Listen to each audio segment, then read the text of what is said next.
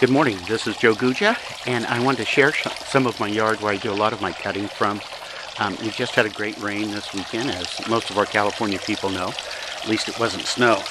So I just want to, it's really moist now and it looks really beautiful, even though it is the middle of winter, and it's not in the best shape that it's ever been. And if I do that a lot, it's because of my throat and a little cold I've had. Anyway, there's some succulents here that I cut and I love to use, and this is my old friend Luke, and there's Teddy. He goes to work with me every day. Anyway, and there's hydrangea here that'll be coming back that I use during the spring, summer, and fall because we have such a long growing season here.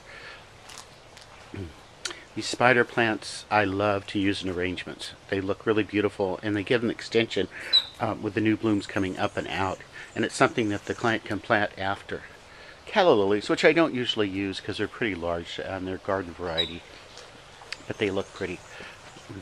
This type of asparagus fern I have growing on a trellis, and it's pretty to add to the length of things. So, and there's some ivy. I've got some string of pearls here that I just purchased that I'm going to let grow down for like bridal bouquets and things like that. I'll give you a sweep of this part of the yard. It's a pretty big yard and I really love it. A lot of work, but it's okay.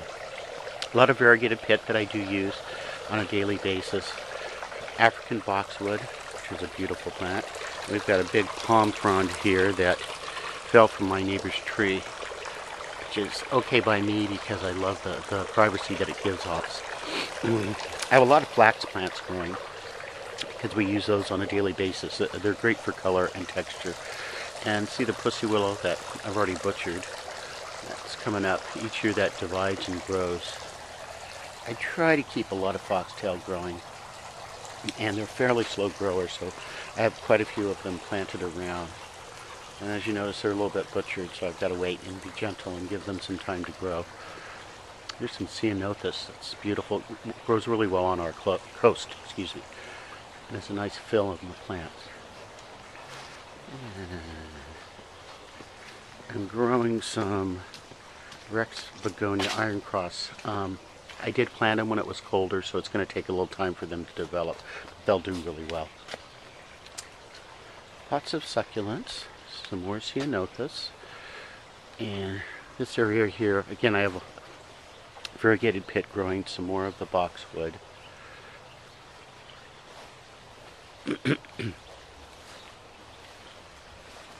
This long pit we use instead of myrtle a lot of the time. Great, and it lasts really well.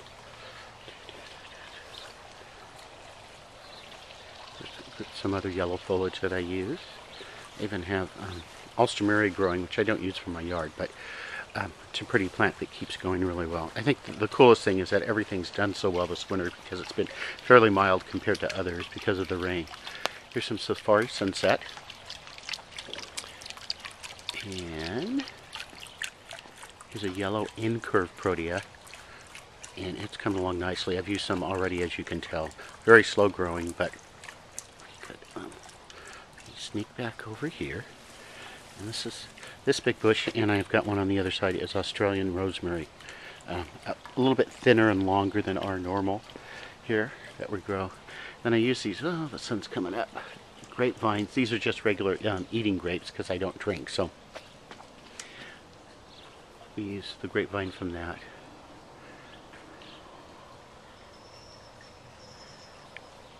And the reason I'm showing all of you this is because there's so much that you can grow in your yard. Yes, I have a really large yard, and so it makes a difference. But there's so much that you can grow and you can cut and use for special occasions. Yeah, some people might think it's not worth the time, but you know what? I've created some of the coolest stuff because of that, or coolest designs, I should say, because I've taken the time to come out. And it's really good for residual value for clients. This wheelbarrow was my wife's grandfather, so we have it here planted. I put kale in it. It does have pansies, but they've slowed a little bit for the last week because it did cool down. Back up here. Try to be a little bit slower. Again, I have these long pit, and I'm not sure of the variety name of it, but they, again, are a great source for us to utilize. Mexican feathergrass, which looks beautiful in arrangements. And in this section I've got few different types of succulent things growing. They've maintained pretty well during the winter this year, and I'm happy for that.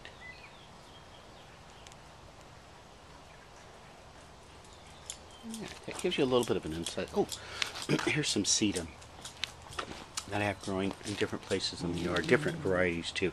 And these are great to dangle off like curly willow because they stay so well, and they're nice architectural kind of items. So anyway, thanks. Hope you enjoyed it a little bit.